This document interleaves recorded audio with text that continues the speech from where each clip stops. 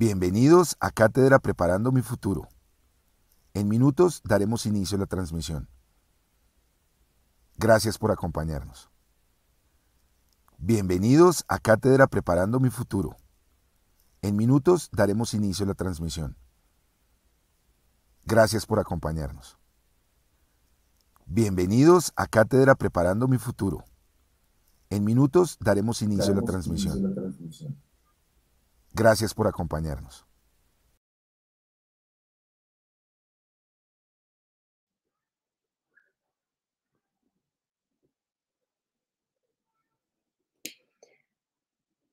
Muy buenas noches a todos nuestros invitados del programa Colegios Amigos del Turismo. Hoy es un día muy especial para nosotros. Estamos en nuestra última cátedra de nuestro diplomado Preparando mi Futuro. Una ilusión que inició hace más o menos 6 meses y que lo planteamos como una oportunidad de que nuestros estudiantes de Colegios Amigos del Turismo tuvieran la oportunidad de comunicarse, conectarse, vincularse con expertos profesionales en diferentes áreas del turismo. Dejamos para el final una cátedra muy especial que está liderada por un maestro docente, investigador de la Fundación Universitaria del Área Andina, que ya les voy a presentar.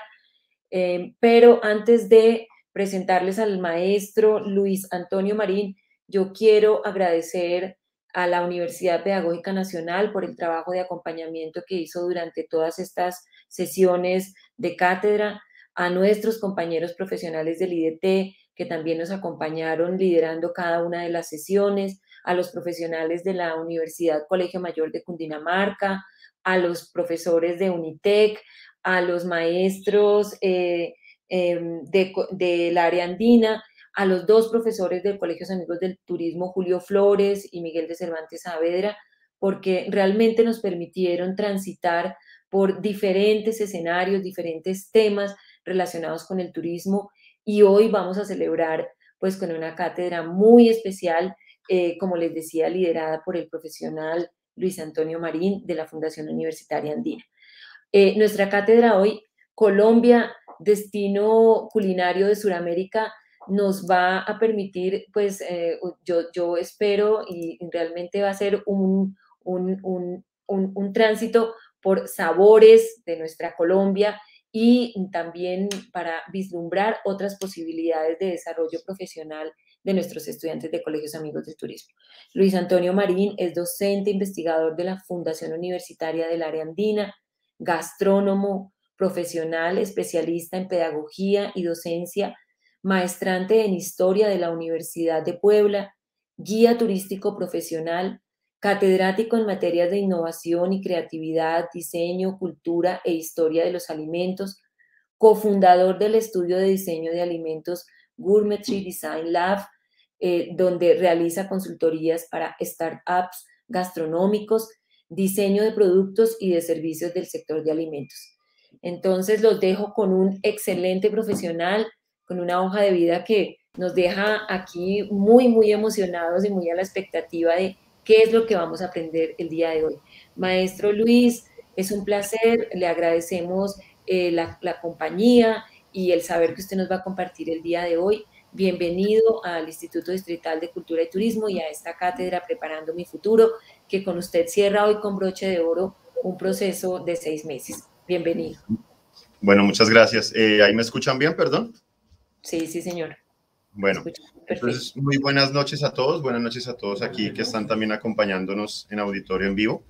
El día de hoy yo quiero aprovechar este espacio para hablar de un poco nuestras tradiciones, hablar un poco de cómo la cocina colombiana está empezando a tener estos lugares rankeados dentro de la industria turística, dentro de el escenario mundial, y pues aprovechar la colación de el galardón obtenido en el año 2020 como mejor escenario turístico del mundo, como mejor destino culinario del mundo, aprovechar para empezar a hacer una coyuntura acerca de qué significa esto, qué importancia tiene para nosotros como país, para la industria gastronómica, la industria de la restauración, la industria del turismo y evidentemente pues también para los escenarios de formación como los colegios amigos del turismo y como todos los escenarios que participan de la formación de los futuros profesionales. Entonces, pues lo primero que tendríamos que hacer es preguntarnos qué significa ser el primer destino culinario de Sudamérica. Entonces, Colombia en el año 2020 fue considerado primer destino culinario de Sudamérica según los World Travel Awards, que es un premio internacional que evalúa restaurantes, que evalúa experiencias turísticas en todos los campos turísticos, en ecoturismo, en turismo gastronómico, etcétera, etcétera, y nos da la distinción de ser considerado como el primer destino culinario de Sudamérica, es decir, el sitio al que se debe ir, ¿cierto? Entonces, de esta manera, nosotros también empezamos a tener una forma en la que nos vinculamos, ¿cierto? A partir del turismo como expositores de nuestra cultura. Y esto en realidad es un trabajo o es un galardón que reconoce el talento que existe en las cocinas colombianas, el talento que existe en los lugares de cocina tradicionales, en los espacios populares, en las plazas de mercado, en los restaurantes de todas las clases que existen en Colombia, ¿cierto? Y cómo nos permite tener una oferta diversa, una oferta rica, una oferta culturalmente valiosa, que se vuelve un elemento dinamizador del turismo, que se vuelve un elemento dinamizador del comercio a nivel nacional, ¿no? Entonces, en estos momentos podemos hablar que Colombia, de hecho, es contendiente muy seguro cada año en los premios que existen de mejores restaurantes del mundo, que ya hoy en día existen diferentes tipos de galardones. En los 50 Best, en los 50 mejores del mundo, es común encontrar 2 o 3 restaurantes colombianos cada vez más arriba, entre ellos, por ejemplo, el restaurante Leonor Espinosa, el restaurante de Jaime Rodríguez, Celele, en Cartagena, que es un destino obligado en Cartagena hoy en día, un expositor de la cocina costeña, del ingrediente costeño interpretado desde la contemporaneidad, pero con respeto por el ingrediente, ¿no? Entonces, esto es un instrumento de potencial turístico y además es un instrumento de potencial de negocios.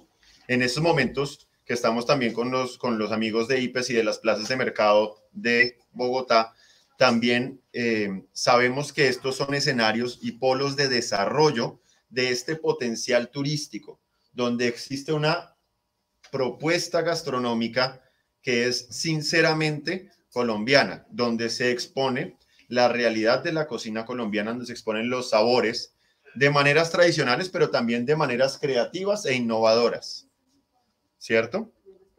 Entonces, buenas tardes. Habremos de saber un poco cuál es esta fortaleza de la cocina tradicional, ¿cierto? Y la cocina tradicional colombiana no es una sola cocina. La cocina tradicional colombiana es un compendio de cocinas, es un compendio de culturas en la cual podemos ver representada en 18 regiones gastronómicas diferentes, diversidades de climas, diversidades de productos, diversidades de idiosincrasias, de religiones, de credos, de etnias, etcétera, etcétera. Y esa pluridiversidad colombiana es una de nuestras grandes fortalezas, ¿no? ¿Por qué? Porque la cocina tradicional se emite a través de la expresión de un signo culinario, de un símbolo, ¿cierto? Que el símbolo puede ser una olla, que el símbolo puede ser una técnica, una forma de preparar los alimentos, que obedece a una geografía, que obedece a una forma de vida, a un modo de vida que se vuelve tradición. ¿Y cómo se vuelve tradición? Pues se vuelve tradición mediante un ejercicio comunicativo, ¿cierto? La tradición parte de la conversación, de la educación. Y a todos nos han educado desde nuestras familias, desde las instituciones educativas, pero principalmente desde la forma en que la familia empieza a generar tejido social, es que se construye una tradición nacional, ¿sí? cuando nuestras madres, nuestras abuelas nos enseñan recetas tradicionales de sus propias casas o incluso de las regiones de donde son oriundas, pues nosotros empezamos a tener también un sentido de pertenencia sobre esta tradición. Empezamos a observar la comunidad como algo propio, y algo tan sencillo como un plato de comida se vuelve representativo de una cultura, ¿no? Entonces, podemos hablar que esta tradición además nos cuenta la historia de los pueblos, nos cuenta los modos de vida de hace 100, 200, 300 años, y podemos encontrar en cosas como, por ejemplo, un plato de frijoles, como por ejemplo en el ajiaco que estamos hablando tanto y que hoy lo hablamos en sus distintas presentaciones. Existen modos de vida, existen historias, existen traslaciones de las palabras, existen palabras, yo las llamo palabras viajeras, que van llevando su nombre a lo largo de la geografía colombiana, pero que van trayendo también una diversa identidad consigo misma. Un ejemplo claro es el tamal. El tamal existe en toda Colombia, pero el tamal también es diferente en toda Colombia. Y de hecho también existe en Latinoamérica, al igual que el ajiaco, al igual que el ceviche, perdón.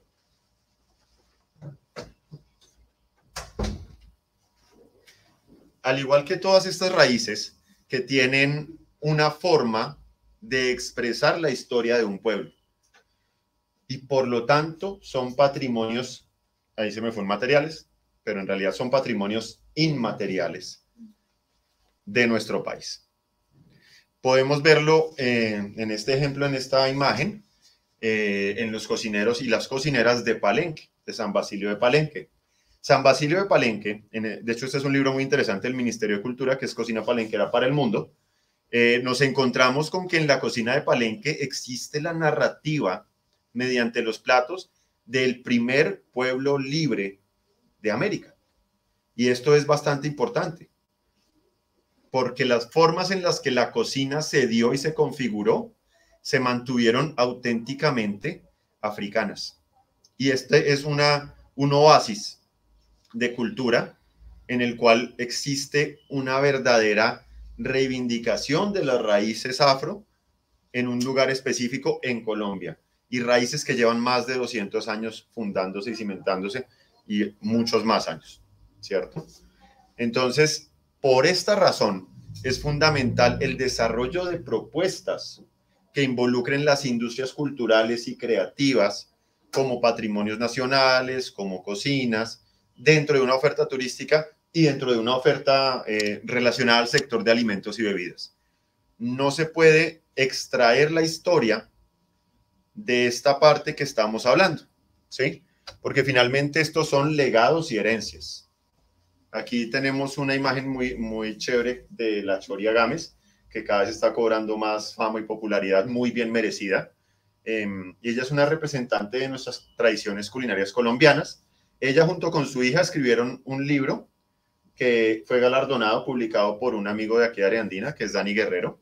Y este libro fue galardonado como el mejor libro de cocina del año pasado en los Gourmand Cookbook Awards a nivel mundial, que es un gran honor.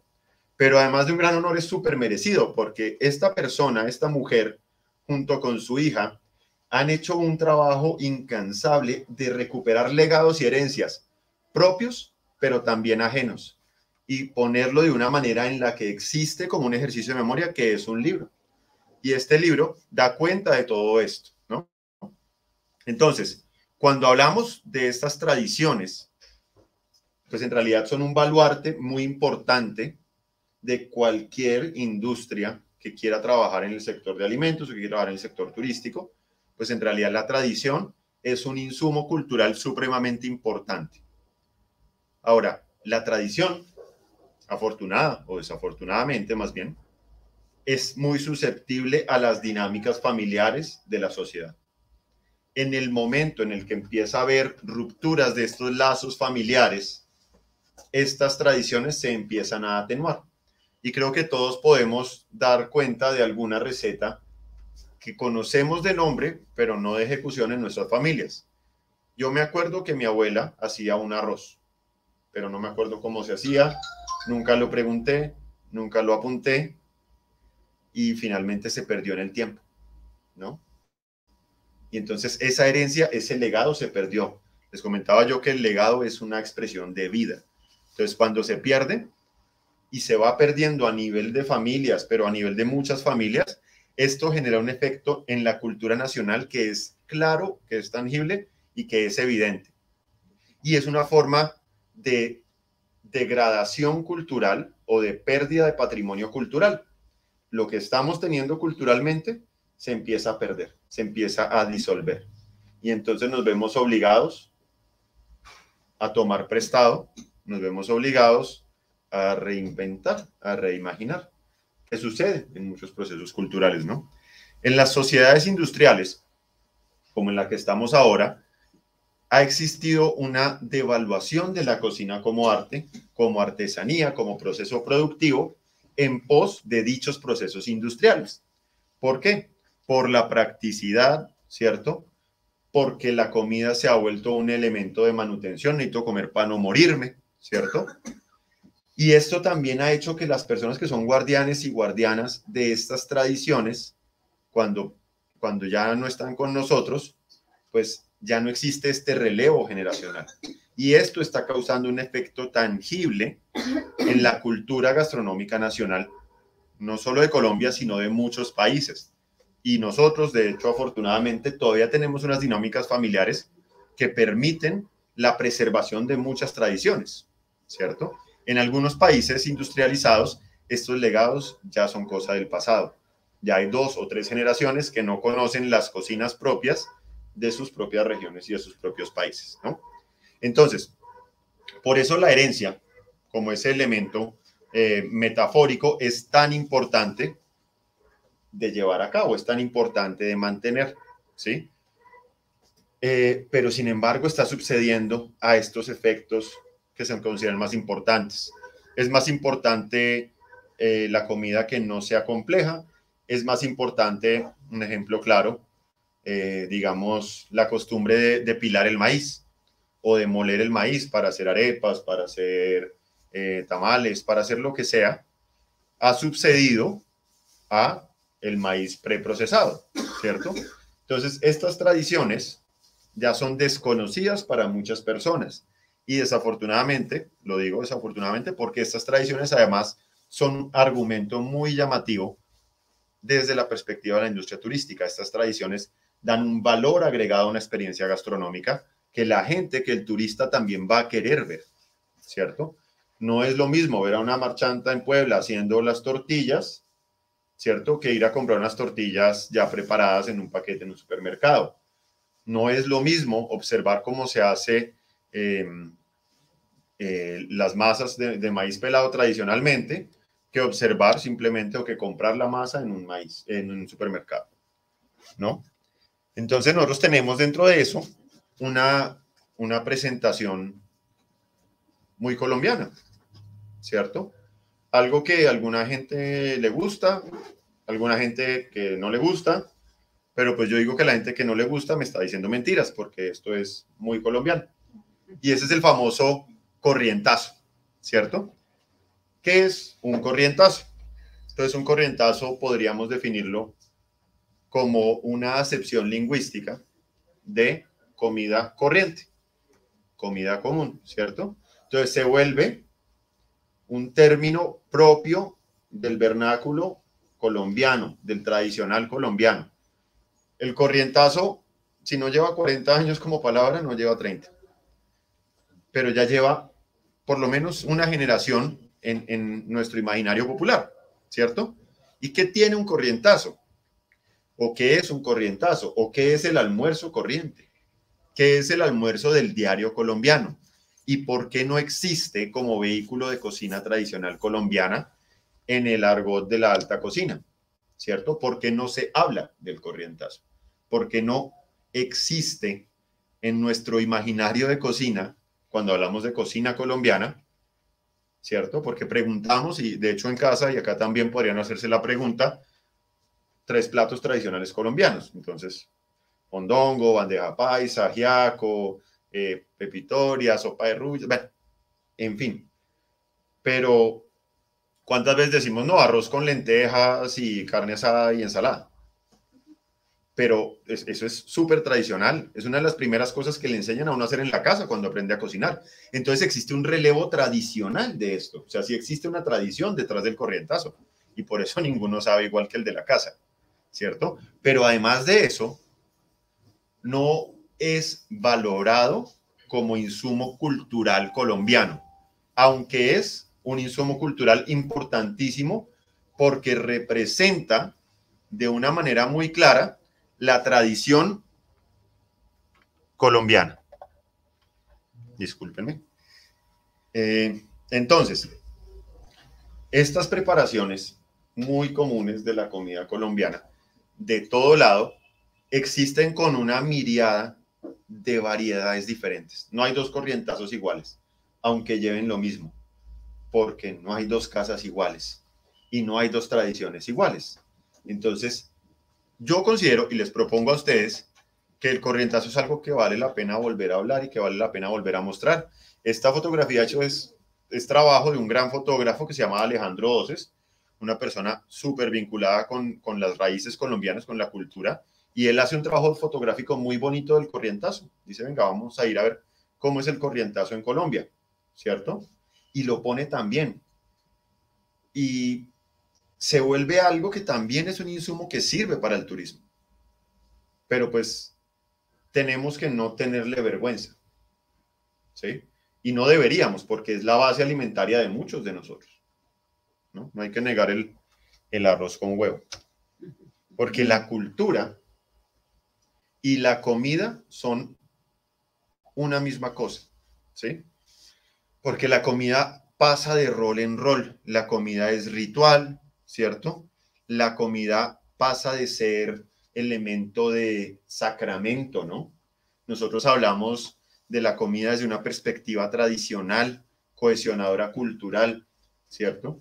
Si yo les digo a ustedes, oiga, es que yo me voy a comer el cuerpo de Cristo, pues eso es una manifestación gastronómica, existe, tiene una receta. Hay una receta para hacer hostias.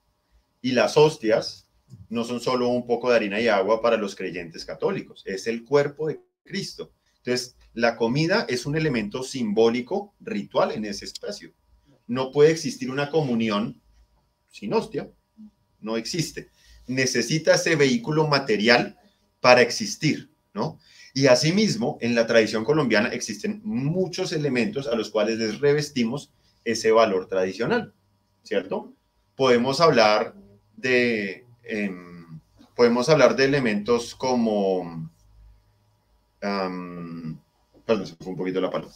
Podemos hablar de elementos como los elementos decembrinos, ¿cierto? Como las comidas de Semana Santa, la comida de Jueves Santo, la comida de los 7 manjares de Jueves Santo, los dulces, ¿cierto? Todos estos ejemplos que nos llevan a una construcción metafórica que tiene una razón real de ser, que existe dentro de una cosmovisión, dentro de una forma de ver el mundo, ¿cierto?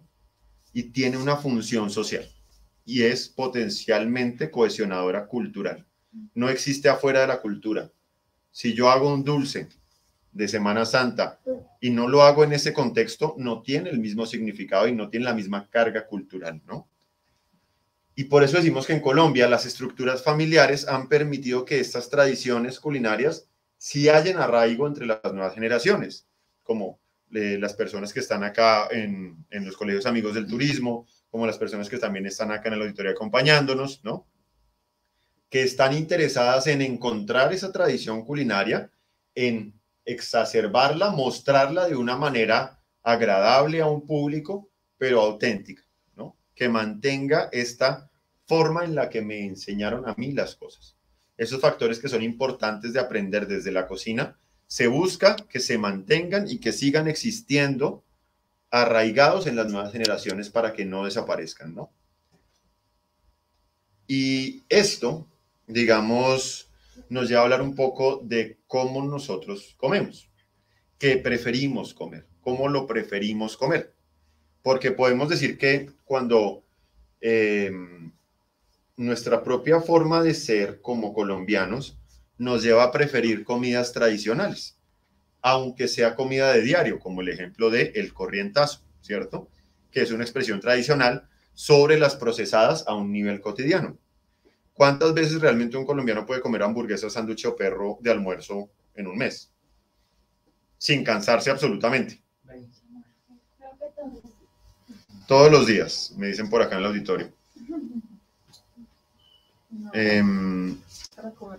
Existe una encuesta hecha por la Universidad Nacional que plantea que existe entre un 8 y 10% de personas que responden afirmativamente a esta pregunta más de 4 veces al mes, ¿cierto? Realmente, el vasto amplio de la población colombiana tiende a preferir almuerzos tradicionalmente colombianos. Existe el adagio, ¿no? Almuerzo sin arroz no es almuerzo, en fin. Sin embargo, pues no es una regla de oro, pero sí existe un arraigo evidentemente superior en Colombia que en otros países, por ejemplo, industrializados, donde estas tradiciones no han tenido el espacio de relevarse y de apropiarse dentro de las nuevas generaciones, ¿no? Entonces aquí empezamos a hablar un poco de la gastronomía y otro concepto que es la gastroanomía, ¿cierto? La gastronomía tiene un lenguaje, tiene una forma de hacer las cosas, ¿cierto? Y la comida, en realidad, es un gesto cultural. Su normalidad es social. Lo que es normal comer para todos nosotros es determinado por lo que socialmente es aceptable. Yo no como lo que no es socialmente aceptable, ¿cierto?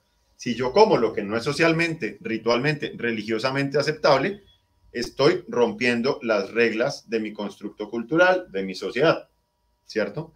Un ejemplo muy claro es desde algunos credos abrahámicos religiosos existen unas normas específicas con respecto al consumo del cerdo, ¿cierto?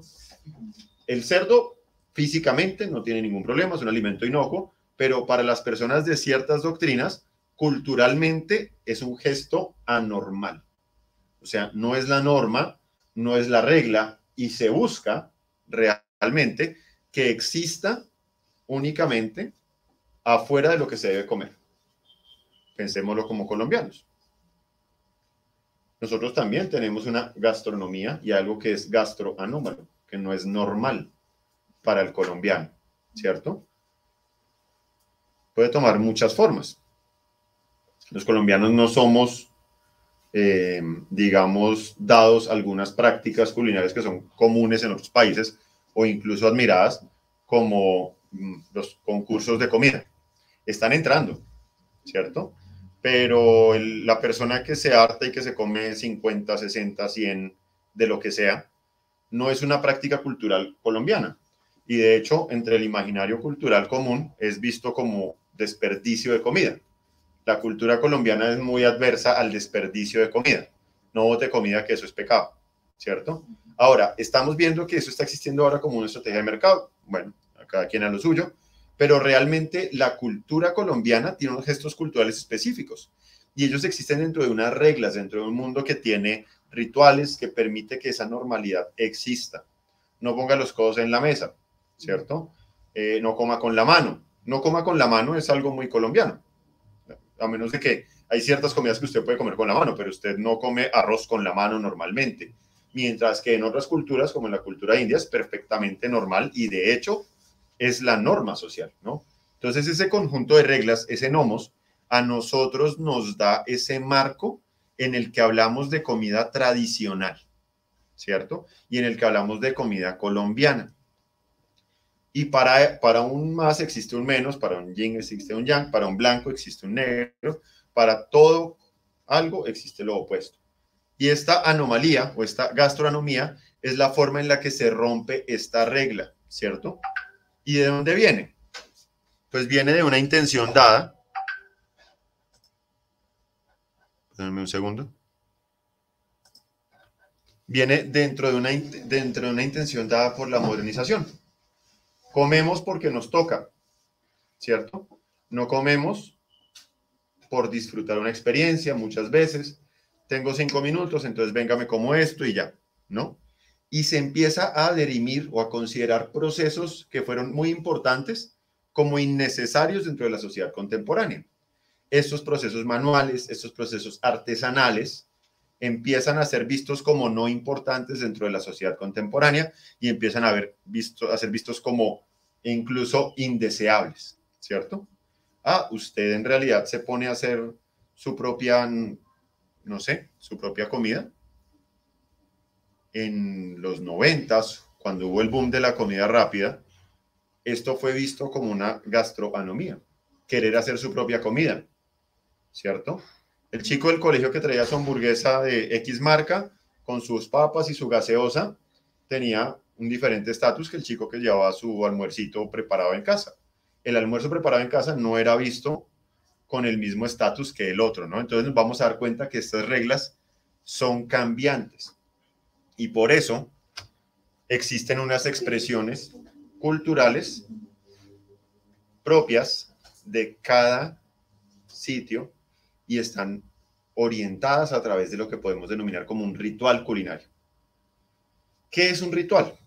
Un ritual es algo que tiene un contenido, unos pasos a seguir, que celebra algo o que conmemora algo, que tiene una carga de no cotidianidad, ¿cierto? Pero que además de eso quiere comunicar algo dentro de esa cultura. Entonces, acá yo pongo algo que es un ejemplo, que para las personas en Bogotá es un elemento ritualístico, es un elemento propio de la cultura, que es el chocolate santafereño, ¿cierto? El chocolate santafereño se da dentro de unos contextos específicos. El chocolate se toma todos los días, ¿cierto? Pero el chocolate santafereño, visto como ese elemento que tiene distintos componentes, se vuelve un elemento de expresión de la cultura bogotana. Es decir, habla de la cultura y además existe con unos pasos específicos. Se sirve con unas cosas específicas, se sirve de una manera específica. Las colaciones son unos tipos de colaciones específicas. No cualquier amasijo entra dentro de las colaciones santafereñas, ¿cierto? Yo no puedo bien poner una arepa de maíz pelado y decir que es una colación santafereña. Y además de eso, tiene una hora y tiene una uniformidad. El chocolate santafereño no es a todos los momentos del día y es una ritualidad importada de una ritualidad europea, que es la hora del té, ¿cierto? Y es normal dentro de la historia bogotana y dentro de esos elementos proeuropeos que se vuelva parte de nuestra expresión cultural, ¿cierto? Pero entonces los rituales, ¿para qué? ¿O qué hacemos con los rituales? ¿Cierto? Los rituales son muy importantes entenderlos desde la expresión gastronómica porque son elementos que conservan la cultura, el significado y el patrimonio de la cocina tradicional, ¿cierto? Cuando yo le doy importancia ritual a algo, le estoy en realidad dando su lugar de relevancia que le permite granjear o ganar un lugar dentro de la historia y un lugar dentro de la replicación. Porque lo que no vamos a hacer se va a olvidar, se va a perder y va a desaparecer, ¿no? Entonces, además de esto, los rituales son una de las pocas expresiones culturales que permanecen de una manera consistente en las sociedades, ¿cierto? Hay muchos rituales que van asociados a los alimentos, pero se me ocurre aquí encima de la cabeza que un ritual muy importante, por ejemplo, es el ritual del cumpleaños, ¿cierto? Y el ritual del cumpleaños tiene una celebración, tiene una serie de pasos y tiene un alimento, que es la torta de cumpleaños, ¿no? Y ese alimento tiene una serie de composiciones. Yo no puedo hacer un flan de cumpleaños. Tradicionalmente no me lo imagino como un flan o, no sé, voy a hacer un crème brûlée de cumpleaños. Lo puedo dar y puede significar, pero no tiene el significado icónico que tiene la torta de cumpleaños, ¿cierto? Entonces, estos alimentos icónicos, como este, como el tamal, son vehículos de expresión cultural, ¿cierto? Y muestran la forma social en que las personas se tratan, en que las idiosincrasias existen y en que nosotros nos relacionamos con ese alimento. Porque, les comentaba yo anteriormente, aunque el tamal sea del diario, ¿cierto? Aunque aunque el tamal se pueda conseguir en cualquier lado, el tamal, los buñuelos, la natilla, tienen un significado muy propio de una época que es diciembre en Colombia. Y esto no es igual en todo lado, ¿no? Entonces, por otra parte, pues tendremos que empezar a pensarnos hacia un turismo gastronómico sostenible, ¿cierto? ¿Cómo podemos empezar a articular todos estos elementos en propuestas turísticas, en propuestas económicas? Porque de todas maneras, uno de los objetivos de hablar de todo este reguero de carreta es que esto es un argumento para la construcción de una propuesta gastronómica, de un emprendimiento que tenga un sentido y que tenga una identidad colombiana. Perdón.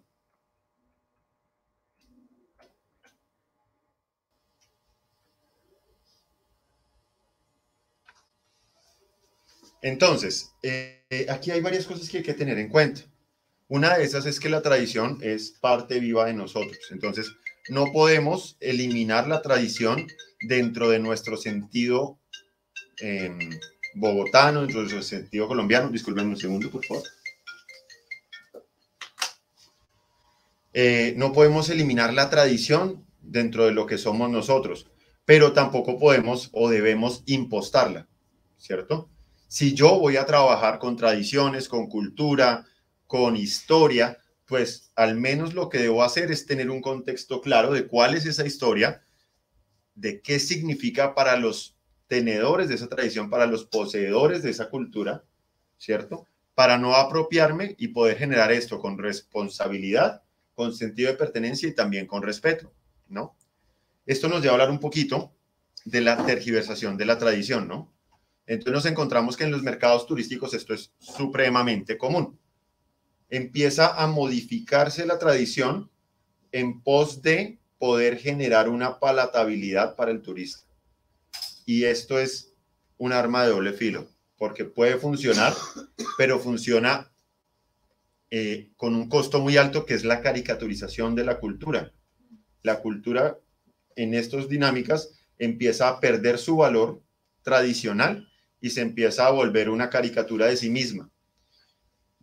Entonces lo vemos en muchos destinos turísticos donde la cocina tradicional ya no existe. En muchas zonas costeras de Colombia, la cocina tradicional ha desaparecido por una visión de lo que el turista cree que es la comida tradicional, ¿no? Nos encontramos, por ejemplo, que en muchas zonas del litoral, como en el Atlántico, en zonas donde no se producen camarones, el plato más representativo es el camarón que viene del Pacífico muchas veces, ¿no?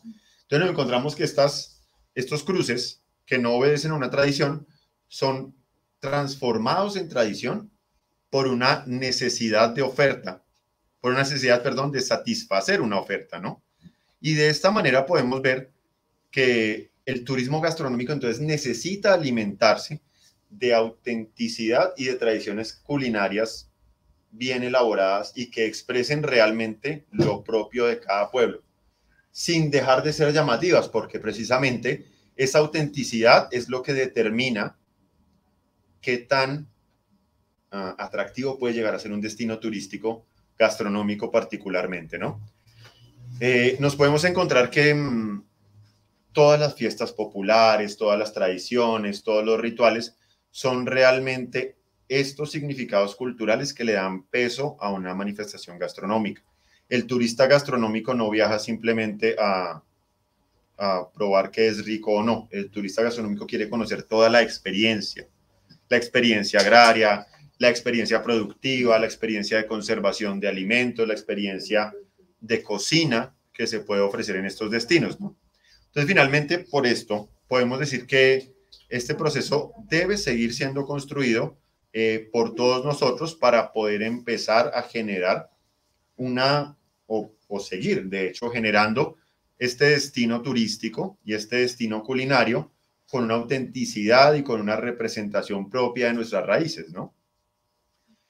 Finalmente, pues digamos que la reflexión que yo quisiera dejar ahí en ese punto es que la cocina tradicional es un espacio de construcción colectiva. la cocina tradicional no es un espacio absoluto en el que yo digo que tengo la razón y ya, sino en el cual muchas personas por muchos siglos han participado en construir y han aportado. Y lo que tenemos nosotros ahorita es la versión de muchas vidas, de muchos legados, de muchas herencias, que es una gran riqueza que nos han dejado y que es en realidad un gran insumo para exponer al país ante el mundo, para exponer un poco la cultura y el turismo gastronómico. Entonces, pues con esto concluimos. No sé si tienen preguntas en el auditorio, pues muchas gracias.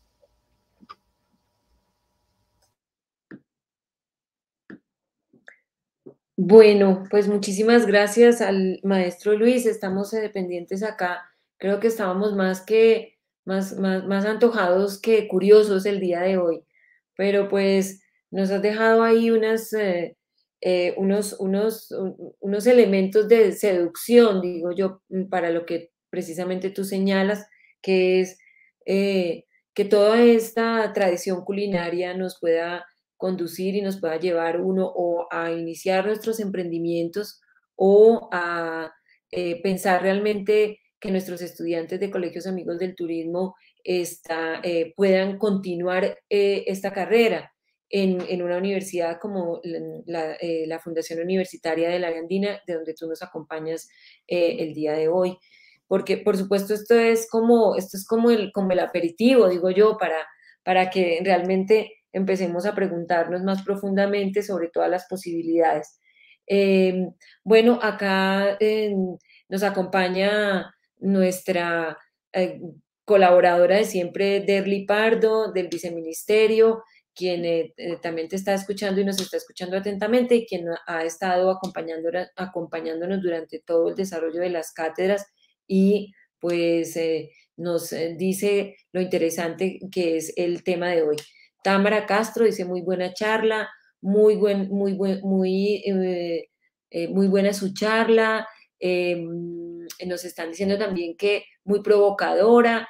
Entonces, bueno, creo que las inquietudes quedarán allí para que las podamos resolver en un diálogo a lo mejor mucho más cercano en otros momentos entre la universidad, el instituto, por supuesto, y los colegios amigos del turismo.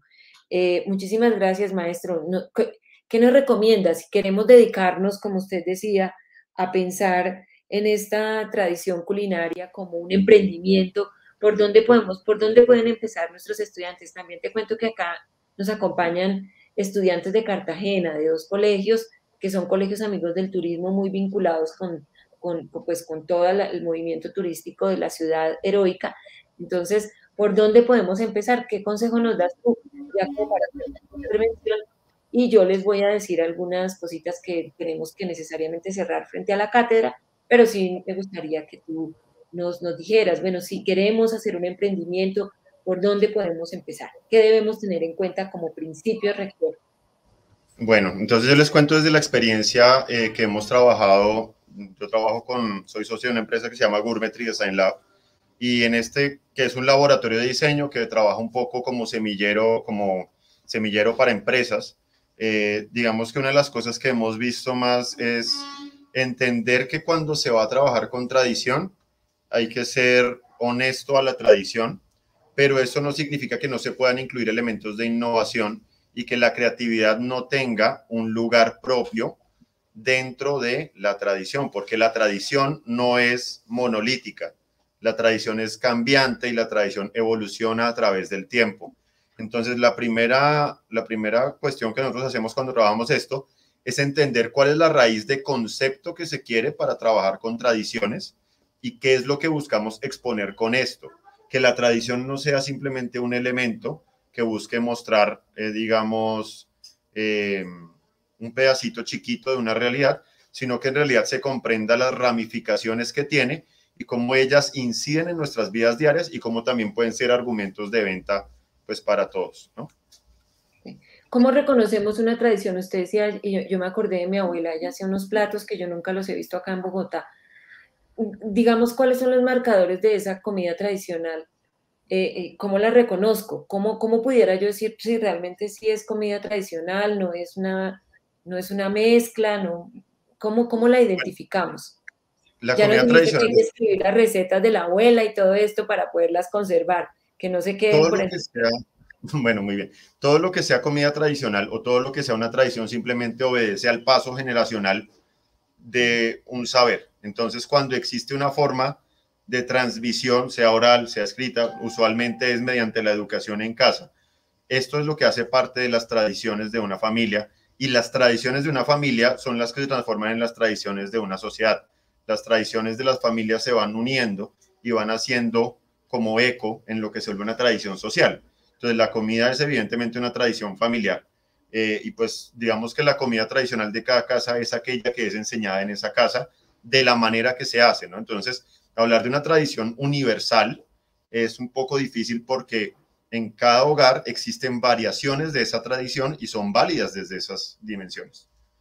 Ok. Bueno, maestro Luis, muchísimas gracias a la Fundación Universitaria del Área Andina. También sé que la directora Viviana Mariño está por acá acompañándonos, nos ha estado acompañando siempre. Muchas gracias y esperamos que esto sea el primer paso de una relación muy consistente y muy sólida entre los Colegios Amigos del Turismo, el Instituto Distrital de Turismo y, por supuesto, la Fundación Universitaria del Área Andina. A nuestros estudiantes de Colegios Amigos del Turismo les recordamos que tienen hasta el 20 de noviembre para diligenciar la guía que el maestro también, la guía que el maestro nos dejó y que ya está en la plataforma Moodle, y las 4 últimas guías de nuestro diplomado. Los estudiantes que quieran ser certificados deben recordar que nos comprometimos a cumplir mínimo con el 80% de las actividades que están alojadas en la plataforma, y tenemos plazo hasta el 20 de noviembre para completar ese proceso. Después del 20, nosotros les haremos llegar a vuelta de correo la respectiva certificación a todos aquellos que cumplieron con todas las actividades. Permítanme finalmente agradecer a los profesores de los 34 colegios amigos del turismo que han estado desde cada una de sus instituciones acompañando, invitando a los estudiantes a que puedan participar de estas charlas que son como hoy una provocación, que son una seducción realmente para que los estudiantes tengan más elementos de juicio para elegir su proyecto de vida alrededor del campo del turismo. Entonces, nos dice Derly, excelente iniciativa, y realmente quisimos darle un giro a esta cátedra, convirtiéndola en un diplomado, y creo que fue un gran acierto. Sabemos que hay muchas cosas que para el año entrante serán mucho mejores, pero realmente los temas, los profesionales que nos acompañaron fueron los idóneos, muy comprometidos, también muy apasionados del tema del turismo, y a todos ellos les agradecemos.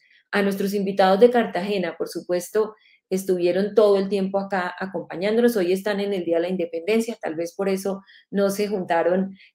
Aquí está la profe Jenny también, que es de Cartagena, de Barú. Entonces, profe, muchísimas gracias. Veo que nos saludan desde La Habana. No, increíble, porque realmente llegamos a todos los rincones del país, y también tuvimos presencia de invitados internacionales. Nos comprometemos a que el año entrante pues tenemos que hacerlo muchísimo mejor. Esperamos también que los estudiantes puedan aprovechar al máximo esta experiencia, y una vez más a mis compañeros del IDT, a los compañeros de comunicaciones que nos acompañan, que nos orientan en todo este proceso que a veces nos pone un poco nerviosos. Muchísimas gracias de verdad a nuestra directora Carol Fajardo, a nuestro subdirector Andrés Clavijo, porque nos apoyó en esta iniciativa que hoy termina, pero que se convierte en el primer paso de unos procesos de formación interesantes.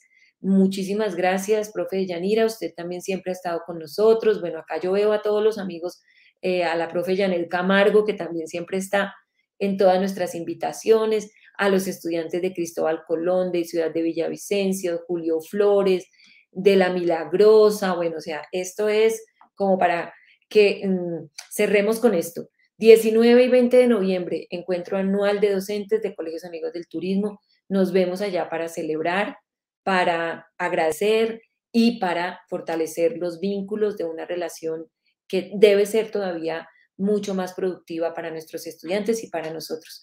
Buenas noches.